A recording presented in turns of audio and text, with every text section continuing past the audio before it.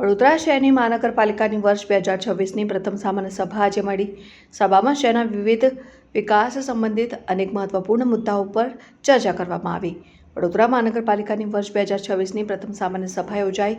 આજની બેઠકમાં કુલ 2 સભાઓ મળી હતી, જેમાં વિવિધ વિકાસ કામો સહિતના તમામ એજન્ડા પર ચર્ચા કરી મંજૂરી આપવામાં આવી હતી। સભા દરમિયાન વિપક્ષ દ્વારા શહેરને લગતા અનેક મુદ્દાઓ પર રજૂઆતો કરવામાં આવી હતી, જ્યારે શાસક પક્ષ દ્વારા પણ કેટલાક મુદ્દાઓ રજૂ કરીને પોતાની ભૂમિકા રજૂ કરવામાં આવી હતી। બંને પક્ષોની ચર્ચા બાદ તમામ રસ્તાઓને મંજૂરી આપવામાં આવી હોવાનું જાણવા મળ્યું છે। સભા પૂર્ણ થયા બાદ વડોદરા શહેરના મેયર પિંકીબેન સોની દ્વારા સમગ્ર બેઠક અંગે વિગતવાર માહિતી મીડિયાને આપવામાં આવી હતી અને જણાવ્યું હતું કે શહેરના હિતમાં લેવાયેલા નિર્ણયો આગામી સમયમાં અમલમાં મૂકવામાં આવશે।